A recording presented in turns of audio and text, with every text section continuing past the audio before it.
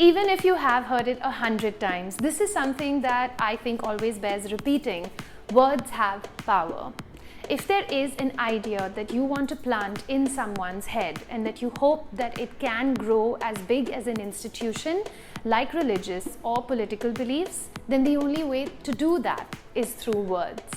Words are something that have always been an integral part of my life, and whether it was me doing theatre as a child or getting my bachelor's in English literature or even my current profession as an MC or a TV presenter, words are all I have. A lot of people keep asking me how I have a pretty decent command over English, or how do I research for some of my subjects. Well, I think a lot of credit goes to the people that I have met in my life and those that have influenced me. But I also think that a lot of credit goes to the books that I have read. So by popular demand, here it is, a tour of my bookshelf and 5 books that have changed me as a person.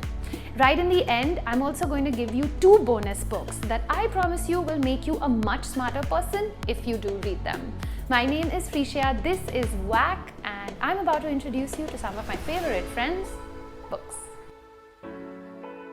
Let me tell you the first golden rule about collecting books, which someone in my house has not learned yet, and that is, do not lend books to friends. They might be the most Satyavadi Harish Chandra friends that you have ever met, but lending books to friends is like losing socks in a washing machine, or like most girls know, losing a rubber band. It feels like it just goes into some kind of parallel universe.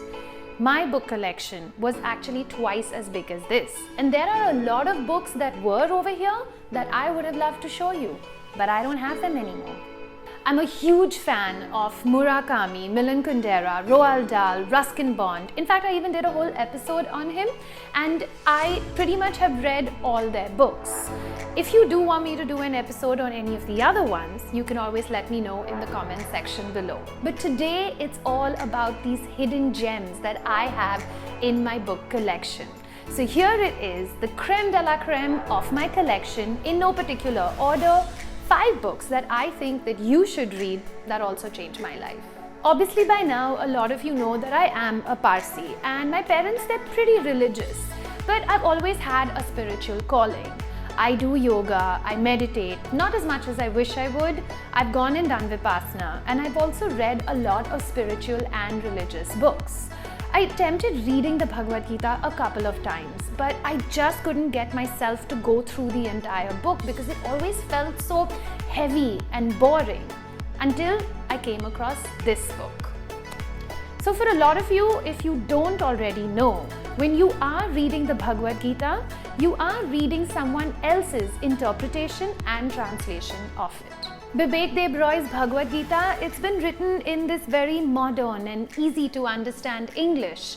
And what I really like is that he's not overtly religious. It's not like after reading the Bhagavad Gita, you would want to convert to Hinduism or something like that. But there is so much wisdom, both cosmic and personal, that I feel that if right now you are someone on this planet that is trying to find the meaning in life, then maybe you would get some answers through the Bhagavad Gita. That being said, I would like to now introduce you to my next spiritual influence. In today's day and age, every time we hear the word Osho, we can't help not think about Netflix's Wild Wild West or that really funny recording of him talking about the word fuck. If you haven't heard it, then here is a short clip. It can be used as a verb, both transitive. John fucked Mary, and intransitive, Mary was fucked by John. And as a noun, Mary is a fine fuck. Now, to judge Osho just by these things, it is a big mistake. As a child, I used to visit my grand uncle and aunt in Pune, and their bungalow shared a wall with Osho's ashram. And I'll never forget my aunt and my mother telling me, "Don't peep over that wall, those people do dirty things." Yes, Osho did not stop his disciples from indulging in sex, drugs and rock and roll. but there is a certain wisdom in that freedom that I am yet to see in another thinker or philosopher. So if you can open your mind and go beyond the propaganda and not be so judgmental, for the uninitiated, I think that this is a great place to start. And Osho is one of those people who is capable of being hilarious and silly in one sentence and so profound in the next. I think you should give him a shot. In the beginning of the episode, I had said that words have power. And you may not understand how serious I am about this point.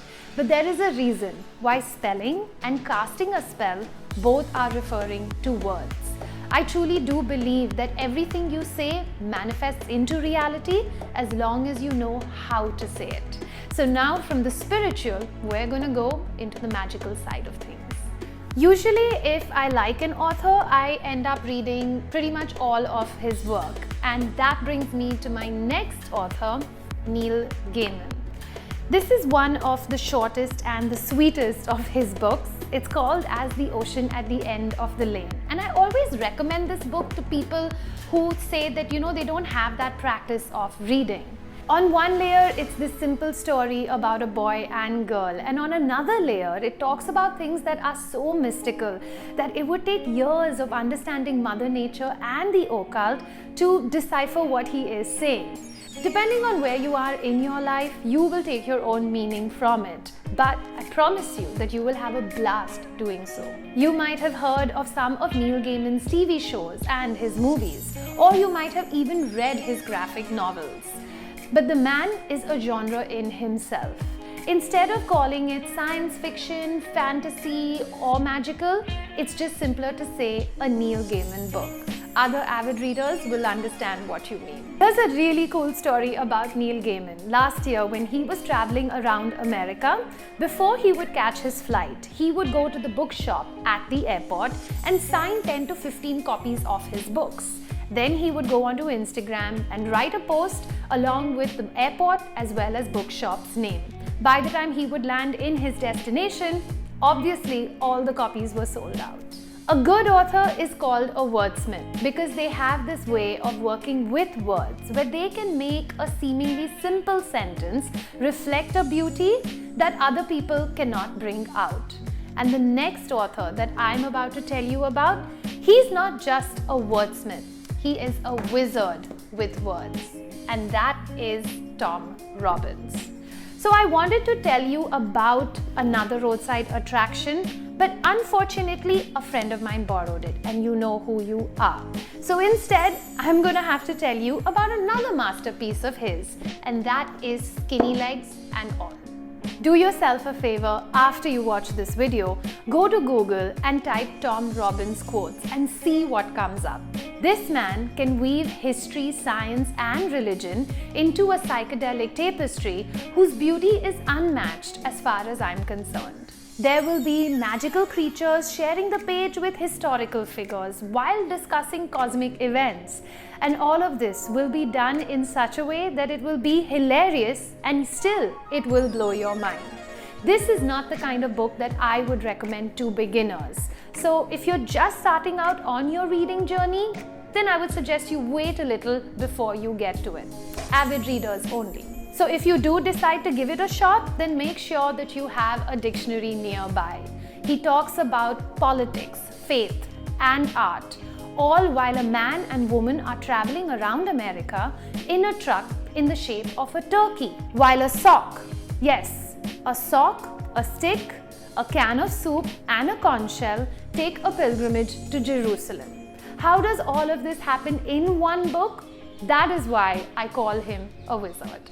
And now let's change gears to some more earthly pleasures. And the next author that I want to tell you about is Anthony Bourdain and his book Kitchen Confidential.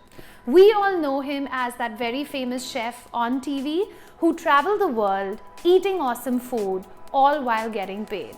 His show was so popular that Barack Obama, while he was the president, flew down to Vietnam to have a meal with Anthony Bourdain at a roadside stall. That he took his own life, put him in the same category as all these celebrities who seemingly had everything but lost the battle to depression. What a lot of people don't know is that before he was a TV presenter, he was a best-selling author. And this book, it changed his life. In fact, it changed mine too, in two ways. You know how certain books spark a memory, like that phase in your life when you were reading that particular book?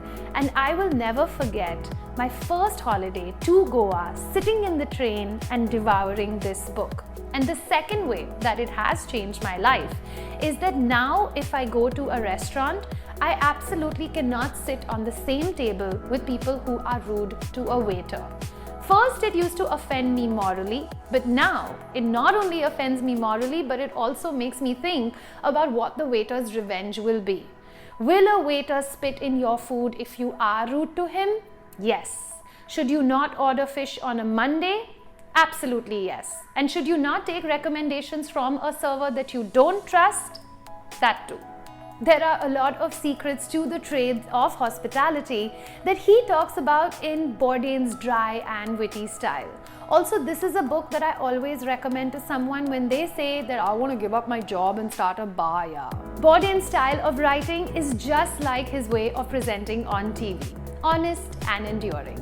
And now let me tell you about two books that almost made it to my top 5. But the reason I didn't include them is because I know that they are very popular, and I'm sure a lot of you out there, you've already read them. So a big shout out to Yuval Noah Harari's Sapiens, as well as Bill Bryson's A Short History of Nearly Everything. These two books, I promise you that if you do read them, there's more in them than my 8th, 9th and 10th standard syllabus put together. So go ahead, read it, because it will make you a much smarter person. So that's it. Those were my top 5 and bonus 2 books that I wanted to give you guys a sneak peek into from my bookshelf collection. If you have a recommendation for the tribe out there, then go ahead and put it in that comment section below. I'll see you guys again very, very soon. My name is Frisia. Ciao.